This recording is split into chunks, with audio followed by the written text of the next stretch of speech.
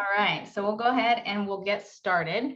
We have everything ready to roll and we have the chat open for questions. This is going to be very conversational, and wanted to have this conversation because several months back we had people having questions about aggregators and about selling their business, and how do you know that you should sell your business? What are those things that need to be in place? What is the difference between just going straight to an aggregator and going to a broker? Why would you go to a broker? What is the benefit? What don't I know? Those kind of, I don't know what I don't know, and I don't even know the questions that I should ask. So I did a little video on this a while back, specifically on aggregators, but wanted to kind of open it up to a broader conversation. And the conversations that I've had with Yael have been very insightful. She has been in this space, and I'll let her introduce her background a little bit more, but she has been in this space and working directly with sellers to sell their businesses in a way that is most beneficial to them, and working directly with them on that pre-exit phase of things. So really happy to have her here. We've been talking around doing something together, and we finally made it happen. Thank you guys. Thank you so much for joining and sharing what you know. And go ahead and explain a little bit more about your background and your experience. Sure, of course. Thank you. First of all, thanks for having me. Super excited, and I was waiting for this webinar for a while. I enjoyed our conversations as well. You're really smart. You have smart questions. My background, I'm a co-founder of Fortinet, which is an investment banking firm that helps sellers selling their business. So we start with the preparation. We're going to talk about it, and then through the sale. As a background, I'm originally a lawyer. Before Fortinet, at the end of 2015, I founded a law firm that helps sellers with legal issues. And then a few years later, many clients of the firm wanted to exit. And my partner and I, Michal, we saw the need for a different model. We saw that those sellers needed help in the process, and there were brokers at that time, but we felt it wasn't enough. Just listing them on a website and kind of connecting between buyers and sellers. That we felt that you need more than that. Really taking the hand of the seller in the investment banking model, and this is why we started Fortinet. We start very often. We start the process very early with the sellers, sometimes a year before they sell, to prepare them and to do the process right and to maximize the value of that business. And then, of course, through the process. So these are the two. At Fortinet, we're a team of 45 people. So really doing that, helping e-commerce businesses with the sale. Yeah, I love that. I think that's so important because most people who came into the Amazon space or the e-com space don't have. They didn't go to Harvard and get an MBA, and they don't. There's information that's kind of missing in terms of what are those things that need to be in place to maximize the potential of my exit. So when we've heard, you should be preparing 12 months, 18 months in advance, and yet there's no kind of checklist of here are the things that you should do. So the ability to recognize that was a hole in the market, I think, is extremely valuable. Yeah, I mean, again, the purpose is to get a fair value. That's kind of the main purpose of this entire industry. And the only way to do it is to do it right and to prepare. And you were referring to going to Harvard. I think that those going to Harvard are the first to get help in the process. It's extremely difficult to go through a sale process and do the work of 20 people or 40 people, just you alone. So, but our sellers, I've been working closely with sellers for several years, and our sellers are strong, and they're entrepreneurs, and they're ready for a fight, because this is what we do on Amazon. So so for some, the sale process is another fight, so they're ready to do everything themselves, and they're used to that. But the truth is, sometimes and often the result is just much better if you get help. Yeah, and also because there's so much additional work that is involved with going through that process, and the portion of time, your sales during that time are extremely crucial, because that's one of the things that the buyers are looking for, is how are your sales throughout that process. And if you take your eye off the ball because you're doing all this due diligence, then it can actually be counterintuitive. So that's something else to keep in mind, is that if you're trying to do everything yourself and you're trying to keep your business growing at the same time, that extra help is beneficial in more ways than one. Yeah, I think that if we're talking about consultants, and not specifically Fortunate, but any consultant, that helps sellers in the process, I think a good reason to hire a consultant, the first is what you said, is it's extremely difficult to to run your business, let alone running your business and running a sale process. But that's just one thing. Some are superheroes and can do both. I think that the bottom line is the numbers, the result of that exit. When you do a process alone, you can usually speak with one buyer or two buyers, or maybe three or five if you're again Superman. But you cannot run a process with 200, 300 buyers at the same time, and then have a bidding war between several, and then present your business with a strong deck and do this entire process all by yourself. It's just impossible. I cannot do it, just me alone. So I think that when you have this bidding war and you create a competition between the different buyers on your business, automatically the price goes down. We did not invent that. These are pure facts, and everybody knows the auction you saw in movies. This pushes the price up automatically when people are competing. So in most good consultants, they can get 30 to 60% more than what you could get, so you pay them a certain percentage if there's a deal, but you get 30 to 60% more than what you could get. So in terms of numbers, it must make sense. That's why this whole model was created. And I think that's the question is, people say, well, why would I pay a broker a percentage of the sale if I can just go direct? But that's the point, is if you have a good broker, they're going to get you more than what they could have gotten you. And I'm sure that if aggregators if aggregators paid less when they worked with a broker, they would probably want to work with more brokers. So I'll tell you about that. It's a good question, because we have a special relationship with aggregators. I think that on the one hand, I mean, yes, they pay more. And by the way, they say so. Nobody's hiding anything. I love the title of our webinar. But I think that, if you ask them directly, they'll tell you we pay more when when it's through a broker or through an investment bank. But the truth is,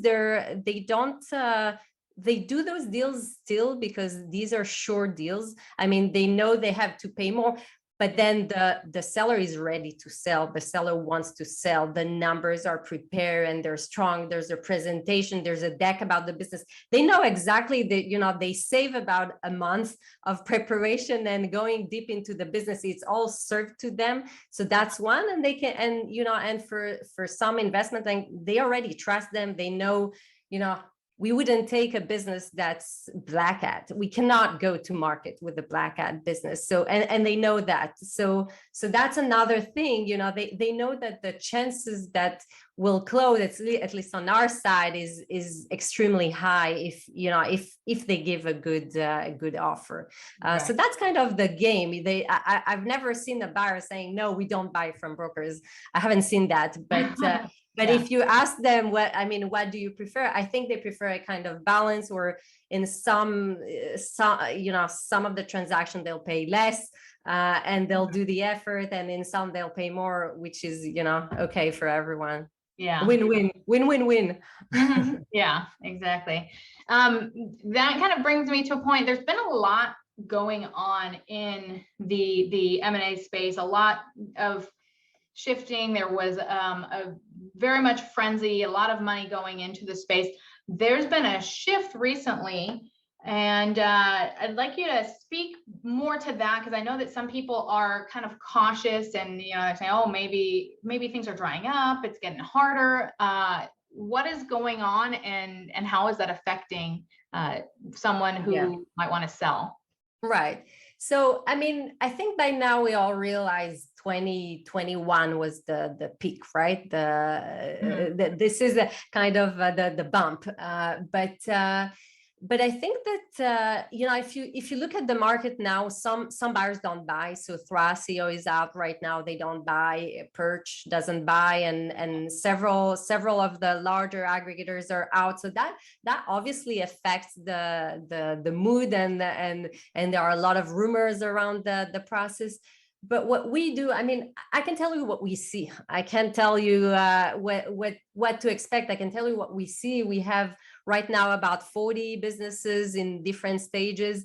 And still, when we go to market, we know by the number of buyers that the market is still healthy. That's not 2020, that's not 2020 or 2019. We didn't go back in time 3 years. Right. We had a deal now, you know, just maybe 2-3 weeks ago with I think 13 offers on that business. Still a good competition. Still the multiple was great.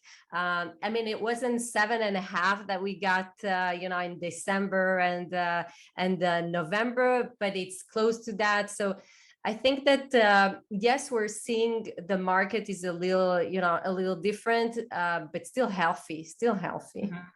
That's good. That's good to hear. Yeah. Pete asked, based on the current climate, would now not be a good time to sell?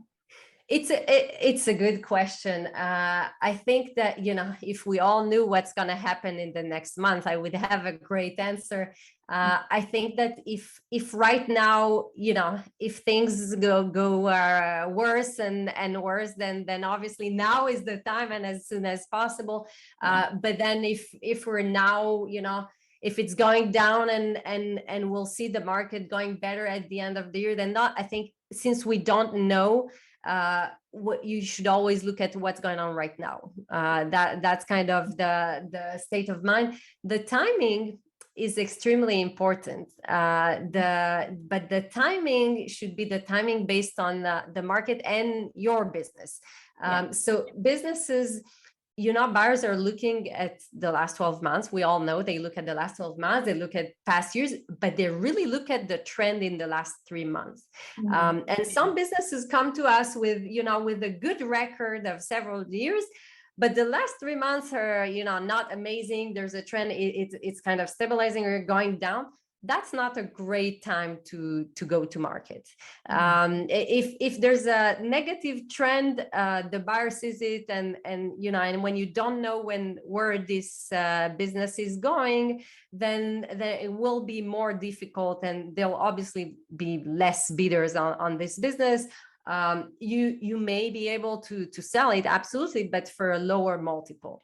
Right. So in terms of the timing, it's hard, and you know what, it's hard for those who grow fast. It's really hard for those who grow fast, because they're always saying, wait, if I sell in 6 more months, that can be another $500,000 if I sell in 8 months. So in some, for some businesses it makes sense to wait. and for some businesses, we saw them waiting and then starting a downtrend. So Yeah. all we know is when you're going up, it's a good time to sell. And you go up, and then at some point it's too late. Somebody sent me this week a quote of JP Morgan saying, I made a fortune getting out too soon. I mean, that's you have to know when to go out, but that's the most difficult question, and there are structure to help with that. We'll talk about that later. Perfect. We have another question similar. Alejandro was saying that there are some deals that are coming back where they went through LOI and they didn't get through the end of the process. So LOI was transacted and then they didn't end up buying. And the question is, sometimes the higher offer is not the most reliable. What is your view about that? And then which multiples are you currently seeing? And I remember when we had a conversation, you said, sometimes 5x multiple is not really 5x multiple. So it kind of feeds into that conversation. Right. I wonder what your thought is on that. Yeah, so several questions in one. First of all, LOI is a letter of intent. When there are several bids, you choose a buyer and then you sign a kind of a letter of intent, and then starts the due diligence process. And at the end of the due diligence process, you sign the final agreement, and then the money is passed to you, etc. So in terms of deals that are closing and multiples that we see, so first of all, when you do the process, you have several bidders most of the time. So what you do is you compare the different offers, but these are not necessarily apples to apples. So you have to know how to compare them. So just to give you an example, I had a client last year telling me, and it was beginning of last year when the multiples were lower, and he was telling me, I spoke directly with the buyer, I got a 6x on my business. So I said, wow, that's great. That was amazing at that time. And I said, so what's the structure? So he tells me, so 2x upfront, and 2x in a year and a half if the business doesn't decline more than 10%, and then 2x depending on the growth, blah, blah, blah. So basically he sold the business for, he was about to sell the business for 2x. So that's a 6x, that's not a 6x. Right. I think that, a lot of people hear about multiples of their friends, but you should ask what is the multiple and how it's divided, because a 6x where you get only 4 right now and 2 are depending on some growth that may never happen, is not necessarily a 6x. So in terms of the multiples, I mean, if I look back at the past, I'd say 12 months, because we're in this mood of last 12 months, we've seen multiples going from 4 to 7.5. That's kind of the range. By the way, I don't know if we're an example, because we deal with larger businesses over 2 million in revenue and up. So we don't deal with smaller ones who have smaller multiples. But I think that in the last few months, we see a little lower. I mean, we haven't seen the 7.5 in those past weeks. So 6, 5, 5.5. These are things that these are structures and multiples that we've been seeing. Again, depending on the business, you have to remember that not all businesses are valued the same. That's kind of an issue. There are several factors. And if you're in the category that they don't like so much, you'll have less competition. Less competition means a lower multiple. So if you're trying to sell an electronic business to aggregators, then most of them won't touch it. So then you're left out with only a few, and so the demand will be lower and the multiple will obviously be lower. So for those businesses, you want to go broader to other types of buyers, not just aggregator. Right. Perfect. Now we have some questions coming in. I'm going to go ahead and move on to the next section. We will get back to these questions. But just wanted to let you guys know, Richard, Greg, and Pete, we will be circling back to your questions for sure. Wanted to talk a little bit about, we're talking about multiples and talking about, what is essentially earnout, the performance of the brand. So if you're getting some money up front and you're getting money on the back end, the second exit check, as they call it, based on performance, how do you know that the buyer is actually going to do a good job? Like, what are those things that you do to determine whether to go with one buyer over another? Because it can't just be based on the numbers, right? Yeah. It has to be also the relationship with the buyer and how the buyer operates. So that's where, first of all, knowledge is power. I mean, we all know that from negotiations. When you come into a job interview and they ask you how much do you want, what salary are you expecting, and you have no idea what's the market. You may bid super low and you may ask way too much, and they'll tell you to go find another job. So you wanna know where you stand, and so for that, I mean, there are some buyers that we know are not serious, and we know buyers that that can go through the transaction, and we've done deals with them, and we've checked their funds several times. I think that there are several things to look at. First of all, you have to choose the structure, okay, the relevant structure for your business, and maybe going back, what is a structure and why there's a structure, why there's this earnout that you're talking about. The buyer is trying to balance between their risk and your risk. So if it's all in your favor, then you would ask 100% cash. Just give me cash. I don't want to hear about you and your operation. You do what you want. You know what you want. And that's kind of the state of mind that many sellers have, and we obviously push to cash as well.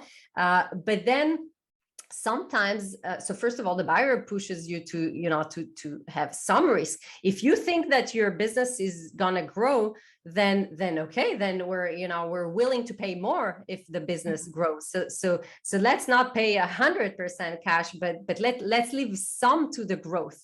I think the problem is that you don't, as opposed to other industries where you stay in the business, a few years after, here you're out. So you have to trust the buyer that they will grow the business if you have a structure that counts on the future. Right. So there are several structures, but if you have a structure that is based on an earnout, so meaning future payments depending on the growth, you want to make sure that it's a buyer that would know how to grow the business. So there are several ways to do it. First of all, you can research. Most sellers are smart. They know how to find out what at least some of the brands are, and they monitor the brands, so they can tell us. We don't need to tell them. They know. They can monitor, and they can tell me, look what they did to this brand, and look what they did to this brand. And this is amazing what they did here. So they kind of, they first of all, they see it if they did a good job. We have our own experience, of course, because we've monitored dozens of businesses that we've sold. So we know, some of the good operators and the less good operators. I think that it's about research. And if you're going directly to a buyer and you're working directly with a buyer, you really have to research and maybe ask for a few brands. Tell me names of brands that you've bought, so that I can research, speak with the owner, see how you were, if you paid, etc., and kind of do this research on your own. And if you stay in the business, and that's something that we've been seeing lately more and more, that didn't exist in the past. Everybody wanted to sell and get out. Now we see more and more sellers who want to remain in the business and work with the aggregator. And if that's the case, you want to make sure that you have a good chemistry with that company, that you trust them, that you've met with the team, maybe fly and meet them personally. So these are the things that should be done. If you're on your own, then do a research. And again, there are structures to protect you from not getting the money. Mhm. Excellent. Yeah. Yeah, I think those are very good points. It's kind of like, you know, as if you were hiring a brand manager. If you're staking your future check on the performance, it's, can I talk to the person who's actually going to be handling my account? What are your processes? Some people don't, you know, some of these guys don't have their processes in place yet. And so what are your processes? You know, do you have your SOPs? What are your systems look like? What tools are you using? Who are your advisors? Because sometimes, you know, some of these guys do have advisors that you guys have heard of, who are in the space, who are trusted. And if you know that those people are advising them, then you can have a better idea of their thought process, because those are the experts that they're being influenced by. So I think that's an important thing to understand, is that, you know, you are interviewing the buyer as much as they're interviewing you. Yeah. You have to make sure that you speak with the right people, because those who are doing the deal with you are often the investment bankers and not those that will operate later. And you know, and we sometimes hear from sellers different experiences. And you know, if they knew, then they may have not chosen that one. I think that you have to have a strong structure that protects you anyway. That's that's kind of the bottom line. Yeah, exactly. Kind of the elephant in the room on the same topic, the thoughts that I have are, you know, what if the worst happens? I always like to think of, you know, if I'm going into a contract with someone, I want a doomsday scenario, and I want to know how am I going to handle a doomsday scenario? What if I sign, you know, with someone, we're partway through that earnout period and they go bankrupt? What happens there? Are there things that could be put into place that would protect me? Because sometimes those brands get then bought up by others, and, you know, sometimes we don't know what happens to those brands. So is there something that could be put in place in that scenario? We've had, so again, this goes actually to the legal part of the transaction, and where you need to have a strong lawyer. But you know, first of all, if you got 90% cash, then first of all, the risk is lower. I've had a client at the law firm, actually, who signed a deal where, you know, he got less than half cash, and then the rest later.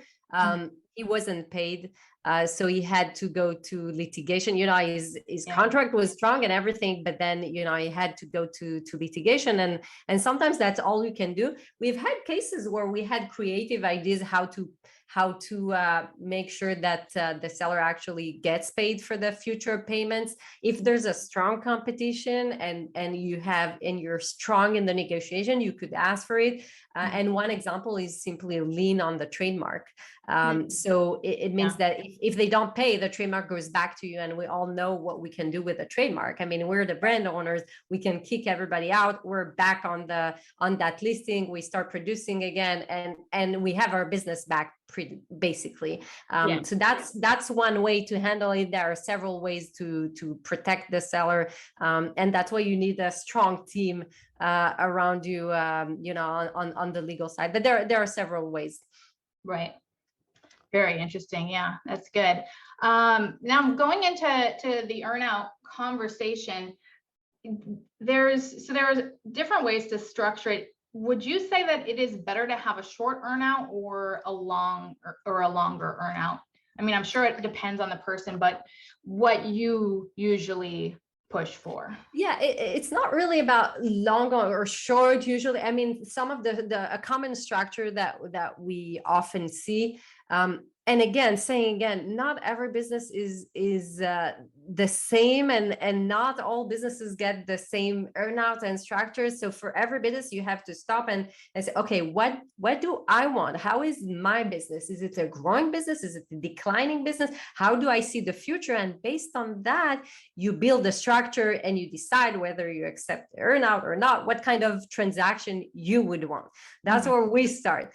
I think a common structure that you often see is that you get, let's say, 5x now, okay, 5x cash up front, another, I don't know, 0.5 or 1x in a year, okay, so you got to a guaranteed payment of 6x, and on top of that you get an earnout. And an earnout, I'll explain what it is, because maybe not everybody here knows. When you have, let's say you had a profit, an EBITDA of 1 million last year, so your revenue was 5 million and your profit was 1 million in the last 12 months.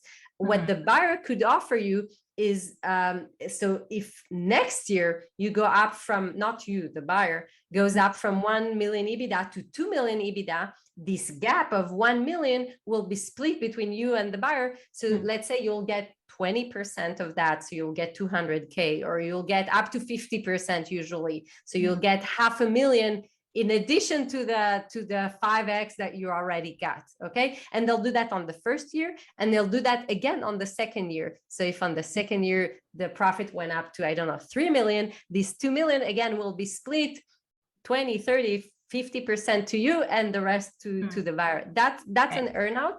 There are other structures, by the way, that we started seeing in the last year, and we've been pushing to when it's a growing business. So an earnout takes care of that, because if you're growing, then you'll get more money, right? I mean, in a year, in 2 years. So that's one way to handle your growth.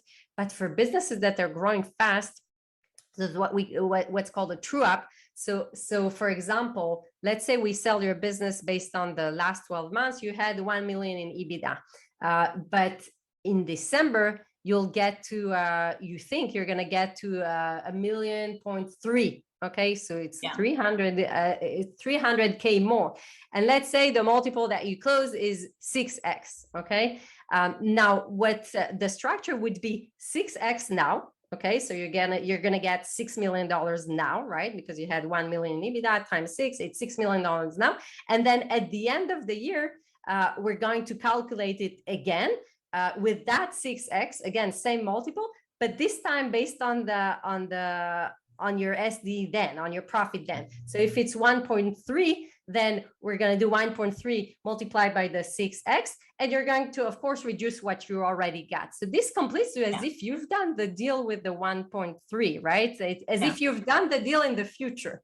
But the buyer gets the payments, the Amazon, it's in his hands. So the buyer was able to close now, he gets payments from Amazon, but you got a deal as if you closed at the end of the year. So I hope it's clear, and I'm talking fast, but that's kind of one structure that would help you deal with growth. You usually do that when for short terms, based on in a few months. So if we do the deal now and it's a Christmas, it's a seasonal business and we want Christmas, we would do that. Okay, yeah, that makes sense. And that ties into Greg's question. If you can explain 2 things. He wanted to know how multiple relates to revenue versus profit. And then if you could define EBITDA as well for those who don't understand that term. Yeah, in our industry, we're talking about SDE, seller discretionary earning. So you take the revenue, okay, and you retract all of Amazon's fees. You retract the cost of goods and shipping, of course. You retract all of your marketing expenses, so PPC, obviously, but all other marketing expenses that you have relating to this business. If you have VAs and employees around this business, you retract that as well.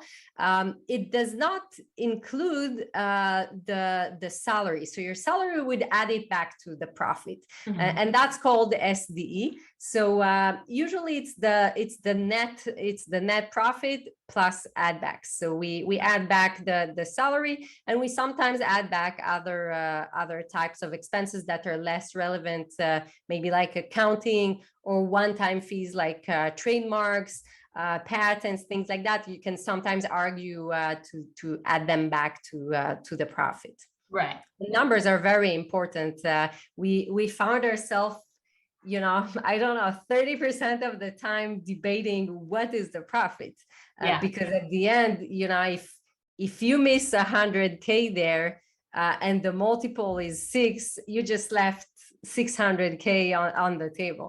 Right. So we sometimes have a lot of time around the numbers. Right. Yep. That makes sense. Yeah. And then just to clarify, you're looking at the profit. We would never sell a brand and do it from top line revenue. That would not be done, right? I mean, it does, usually not with private label FBA businesses. The multiple is usually not on the revenue. This is something that we see, for example, for agencies that we sell, for SaaS that we sell. If we ever sell a stock, but not so much in this industry. Usually it's on the profit, on the EBITDA. Right. Yeah, makes sense. Let me see what we have. Next question. You talk about getting as much money up front as possible. Why is that a decent strategy, or when would that be a good strategy? Generally speaking, almost always, right? I mean, if you want to play it safe, you would want to get as much as you can upfront. But again, I mean, at the end, you want a deal. You want to sell your business, and there's a buyer at the other side, and you want to find a kind of win-win situation where the buyer feels that not all the risk is all on the buyer, and you know your business better than anyone. So if you know that if everything is well, this business is going to grow, then you could take some risk, and you could leave some for the earnout or our future payments, and not take everything up front. We always try to have a situation where if you only got the cash, that would still be enough for you. That's a good deal regardless of what's next, and the next is an amazing bonus. That's the way we look at it. The reason is obvious, right? I mean, you know what you control. You know the future if you control it, and even then you don't know, let alone letting someone else leading the brand. And who knows? I mean, maybe the buyer will do a much better job than you did. But the assumption is that the founder of the business did the best possible job. Mm-hmm. Right, exactly. Yeah. And then also, in terms of getting money up front, a lot of people are serial entrepreneurs, and they are rolling that money into another business. And so if you get more money up front, you can scale that next business more quickly, or you can invest it in other things. Some people have gone into real estate, or, Bitcoin, NFTs, those types of things. So the more money you have up front, if those are your plans, the more runway you have in those other ventures. Right. Wow. I just spoke with one of our clients who just lost, I think, 200K of his exit on DeFi, and so be careful where you invest. Where you invest your money. Do smart investments. My partner sometimes says, "Easy come, easy go." Right? I mean, if you have a 2 years business and you just got $9 million, maybe you'll spend it very quickly. So we're always careful. We always tell our client to keep their money and make sure they know what they're doing even after the exit. Mm-hmm. Right. Yeah. And don't invest money that you can't lose, that you can't afford to lose, is also a good rule of thumb. Exactly. Yeah. So we have a question. I think that we're going to begin. We have some questions around valuation. We are going to get to that, so I will circle back to those questions. Wanted to talk real quick right before we get into that, about deal killers. What are those things that, someone comes to you, they want to sell their business, you see these things and they're red flags, either they're complete deal killers or they're things that have to be kind of handled and cleaned up? What are those things? Right. Yeah. So we do a process. One of the things we do when you come to us a year before is to make sure that the business will be ready and will be clean. And so the chances of closing will be much, much higher.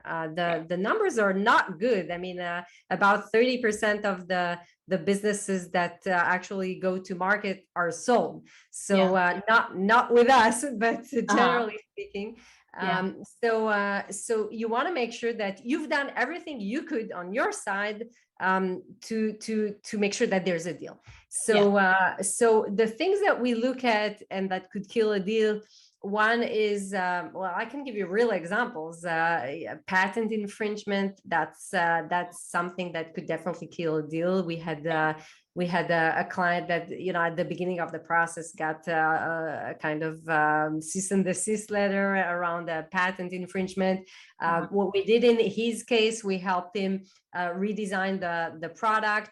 So that not only he did not infringe this design patent, but he invented a kind of another shape. So he registered the patent and then he went to market. So what was interesting is that he became from an infringer to a patent owner, and the patent owner in this industry just gets much more, not much more, but more, let's say more. So that was important. So that's one killer. Another killer would be, black hat businesses that were, 50% of the reviews aren't real.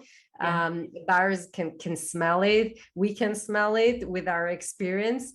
So that's something that they'll know, and whatever you did, you wanna say. You can't hide it, because if you hide it and things will happen later, they'll sue you anyway. So you want to sleep well. And I always say this: say everything. You actually want to give all the information. It's for you. It's better for you. You want to sleep after you exit. Because you will sign something that will say essentially that you have disclosed everything of substance, and if you haven't, then they can use that against you. Exactly. So you should take into consideration that whatever you do now, if you do, rebates from another PayPal, or they'll know it. They'll know everything. So don't hide anything, and just don't do what's not allowed. I mean, that's kind of obvious, but I'll give you another example. Inserts. So review manipulation is a thing. In the last year, there have been many suspensions around review manipulation, and one of the things we've seen is businesses. We had a case where during the process, the seller received a notice for review manipulation. You have inserts. Please take out all your products and take out the insert. So luckily, I mean, we looked at it, the insert is fine. It just sends you to his website, and then on the website there's the ManyChat flow that asks you, do you like the product or not? And you get a gift, and after you get a gift, you're asked for to give a review. So that's obviously a problem. So we cut it after the gift. So there's an insert, gives you a gift, you get a gift, and that's it. Just a gift. Nothing around reviews. So that was eventually fine, and the deal got closed. But generally speaking, I mean, you want to make sure that you're compliant when it comes to insert an insert that says give us 5-star reviews. These are, we all know these are problematic these days, and rebates in general can be an issue. So just try, if you want to sell your business sometimes in the next year, that's a good time to stop any of these tricks if you're doing that. And maybe the last killer, so to speak, is the lack of trademark. So many sellers, and I'm trying to say it every time I can, but many sellers go ahead and register a trademark at the beginning because they know, because they want the brand registry. But that was for one product. And in the meantime, they changed to another product under the same brand, completely different categories. And that has become the main product. And what happens is that this product is not protected because you've protected that one for a toy, and this is I don't know, a gardening product. Okay. Right. So you're not, it means if you're not protected, it means that anybody can jump on your listing and there's nothing you can do about it. Even if you have the brand registry, you're not in this category. Yeah. So the buyers don't like that. And that can kill a deal. So when we start the process, we make sure that you're protected. So today, whoever is listening, just make sure that you're protected in the right categories and in the right countries. US is not enough. If you sell in Europe as well, you should be protected in Europe, should be protected in Canada, even if it takes 2 years and it's too expensive. That's a really good point, the categories, because I think, you know, people, they file it or they pay someone to file it and maybe don't even realize that you have to, you know, state what category and you're only trademarked for that specific category. So if you switch categories, you're not covered, even though you've got the brand registry. You're not covered, and sometimes you can't even go ahead and register because somebody took it in that category. That's you get these problem. predatory filers. Yep. Yeah. Okay. Very, very good information. So let's go ahead and jump into things that increase valuation. We did have a question first and foremost that I think would be very interesting. Do buyers typically negotiate the inventory? So there's a lot of different things, and we can kind of unpack the various different ways you can add more value back to your business, but then also that 12-month period before you're going to sell, like what are those things that, you know, you want to be kind of cleaning up, streamlining, and increasing your profit so that the valuation is so increasing. So first of all, to answer this question, in most cases, buyers don't negotiate the inventory value. Sometimes there's a question around the shipping cost because they've increased or they went down, so you want to base it on the last payment or on the first one. So sometimes there are debates around that, and sometimes the inventory is worth $3 million, and then there's we have a case like that. So and sometimes there is a debate around that. Generally speaking, I mean, for most businesses, you're not negotiating the inventory value. Let me go over a few questions here. What is the expected timeline from expressing intent to sell to getting LOI through due diligence closing? So intent to sell, I mean, when you have the LOI, you just signed it, you decided on the price, you agreed on a certain price, and then there's an entire due diligence process where the buyer has to see that your business is okay, that there are no issues. This can take 45 days to 60 days. In the past, buyers would tell you it's just 30 days closing and everything is okay, and we'll just quickly close it. But truth is, these days it's about 60 days. So this can take time, and you need to have the patience. This is where where it's hard for the seller. This is where this is the last mile where we really have to hold their hand and make sure they don't have this deal fatigue. So hang in there for the last 60 days. So what percentage of active buyers versus inactive buyers out of the current contact pools? I mean, the great majority is still active. There's a few, maybe 4 or 5 that are not active right now. But if let's look at only aggregators, there's still like, 80 something buyers, aggregators that are still active. So don't worry, the market, again, it's still healthy. Of course, multiples are can change, and we're gonna know, I think, in the next month or two how much. Right now, still very good multiples. It's not 2019, it's not 2020. So still positive. Fantastic. Did you get to this question here? What are the VC fees in all of the money talk? What are the VC fees in all the money talk? I'm not sure what you mean by VC fees. Maybe broker fees, or maybe closing fees. Maybe what? Maybe closing fees?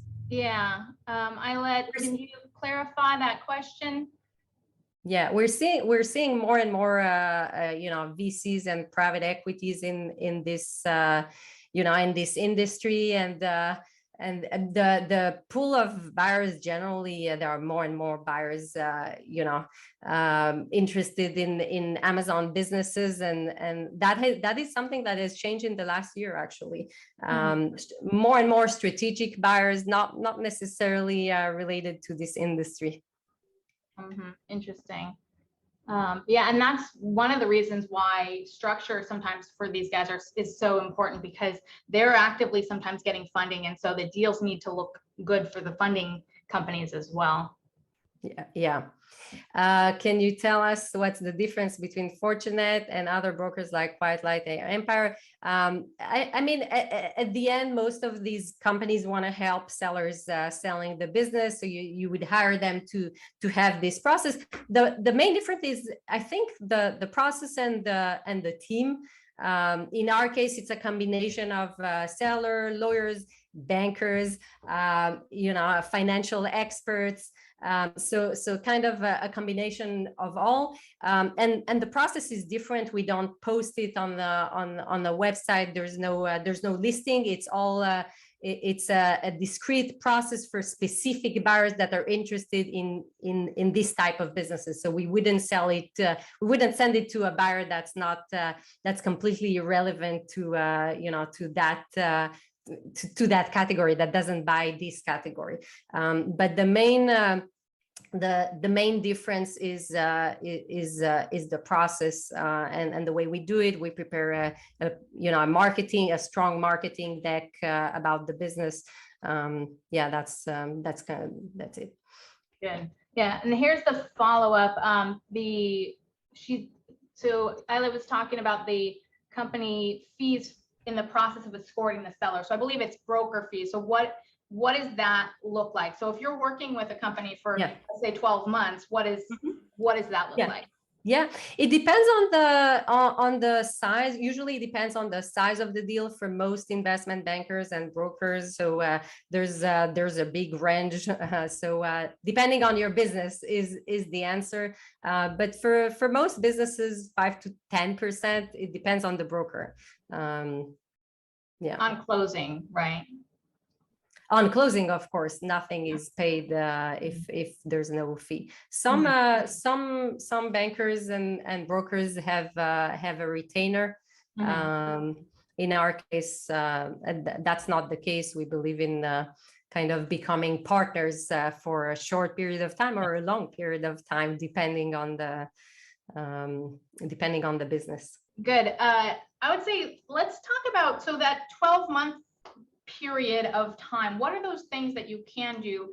I remember I've talked to brokers and they've said, or people who buy businesses, and they've said one of the things that they look for is they look for stockouts, because stockouts or overpaying for storage fees and these types of things, or the ability to negotiate down on your cost of goods, all of these things are things that an aggregator will go and find ways to add instant equity back into the business, because they're getting control of, the supply chain a little bit better, or they're improving the shipping processes, the storage processes. Are those things that you work with a seller to get under control, and how much does that impact the valuation in the end? Yeah, I mean, stockouts impact the valuation because at the end, the basic for the evaluation in this industry, in most cases, is the last 12 months. So if you had stock out, You can't come and say, if I had inventory, the profit would have been completely different. It's $1 million more. That they won't pay you for what could have been. So the first thing is obviously, refrain from having those stock out. That also affects the ranking of your product on Amazon. And there are ways, and if the issue is funding, today there are many companies. That's not 2016. That's not 2015 when it was an issue. So today there are many solutions, and we help sellers with that as well, to make sure that you'll have funds throughout the entire year when you prepare. You touch the most relevant point, I guess, and the most basic point. Yeah. Right. And maybe you can talk about inventory planning and So some of the things that we're seeing across the supply chain are just not optimizing your processes. And we talk to aggregators, and aggregators take advantage of this now. And so it's one of those things where if aggregators are doing this kind of right out the gate, they get a brand and they look at, how can we reduce the size of the packaging? Because if I reduce the size of the packaging, then my FBA fees go down. Removal fees are now affected by the size of the packaging. Those aspects, storage fees at FBA, that's like kind of the first kind of ground zero. Can I reduce the size of the packaging of the unit? And then looking at, how can I get as many units per carton and as many units per pallet and as many units per container, so that my shipping costs and my handling costs and my storage costs go down. Because a lot of people, they tend to rely on their supplier to figure that out. The supplier says, here's the carton, and they don't really figure out the best carton dimensions based on the lowest number of fees, especially for people who are paying to have their cartons labeled by someone at a 3PL. We've had people use, we have a tool called the Master Carton Calculator. Our tools are on sostock.com/tools. And people have used this tool and found that they are only using 50% of their pallet space. Right. So that's doubling the amount of pallets. So you're automatically doubling the amount of pallet storage fees and pallet handling fees. And so there's all of these little tiny things that are going on that you could control. And so if you start kind of getting those things into place, your inventory systems, your supply chain optimization, then within a year's time, starting to add that money back can have a profound impact. If you save even 5 cents per unit across your entire catalog, that ends up being a lot of money. I'm reading questions in the meantime from Pete. If we onboarded with Fortinet, how long does it take on average to prepare the marketing deck, rebuild the P&L, and be ready to present to buyer?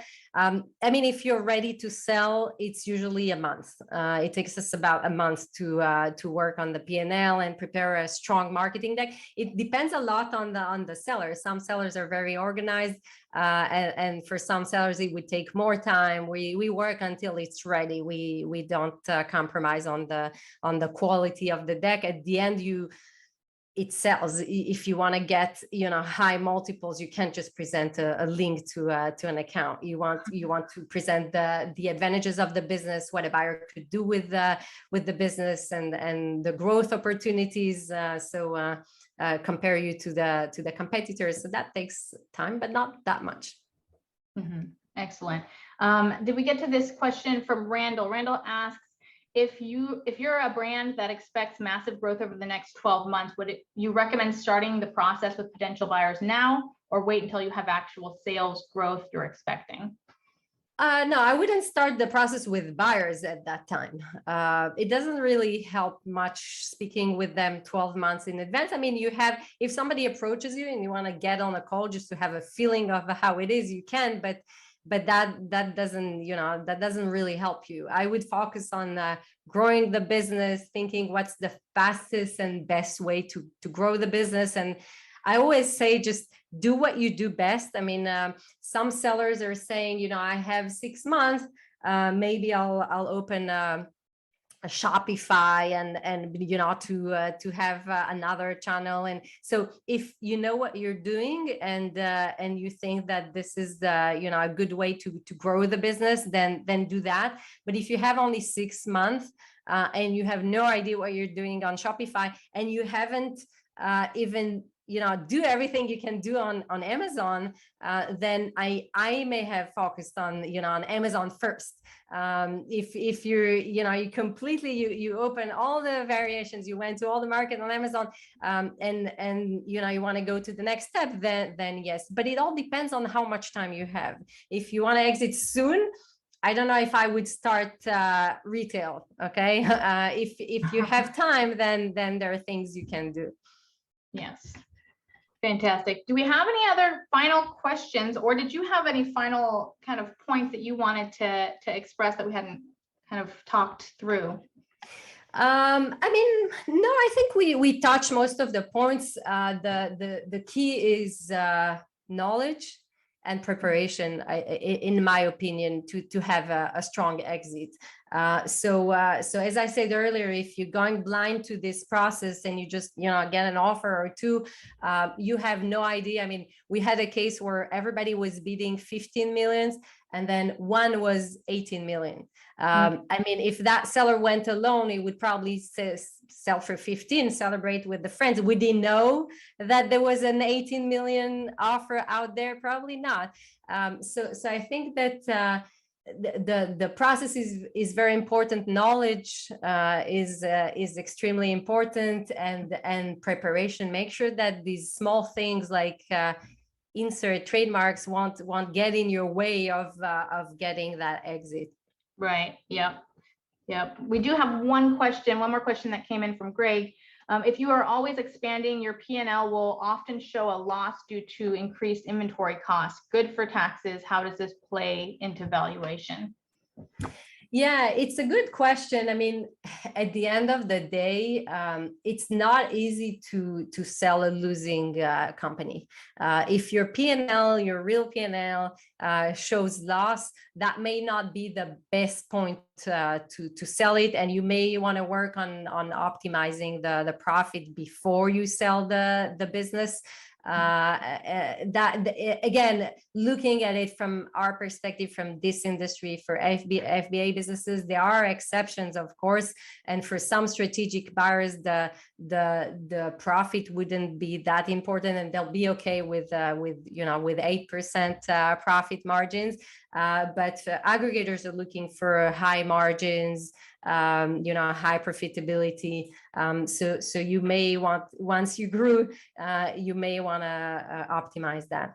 Mm-hmm. You also might want to talk to your accountant about cash versus accrual accounting, because if you're taking losses due to inventory expansion and not to a product that's flopping, that's not doing well, it might be that you're on cash accounting, where you are taking those losses as you make them. So there's different types of inventory accounting. So that would be a question for your accountant.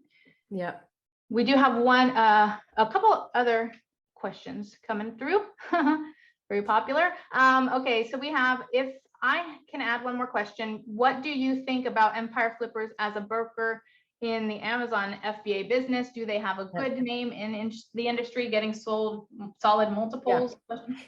Yeah, I mean, I think that they publish their multiples. I was on a webinar with them. I think their average is about 3.5 or something like that, 3.7. They're very open. I like how they publish everything they do and their tactics and their clients and their deals, so you can go ahead and read about them. I think that they're a little different than us because they handle a different size of businesses. For smaller businesses, I think they're terrific. I've seen them for the law firm's client, and they've done a great job. I don't know them that well for larger businesses. So yeah. Good. What is an average profit margin? It's a good question. What the average generally is on Amazon. I can tell you about the average of those who are sold, which would be about 20%. They're looking at businesses with about 20%. The more you have, the better it is. So obviously, 25, 28 is better than 20. But buyers are buying businesses with lower multiples. Actually, we did a survey a few months ago. I don't know if you saw it, Chelsea. You can download it on our website, fortinet.net. On the survey, we asked, like, what's the minimum margin that you require? So some said they don't have a minimum.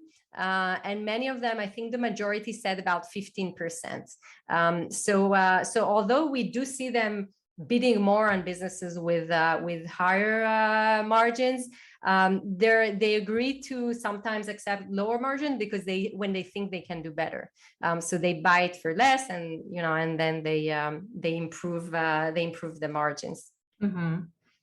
Right. Now, it's a good question because that helps people to know what should I be shooting for, right? Okay, I think that we're all out of questions. I posted those links that we mentioned in the chat there.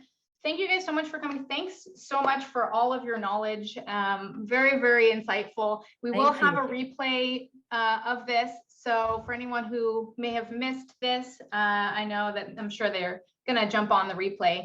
But thanks guys for joining us, and we'll catch you on the next one.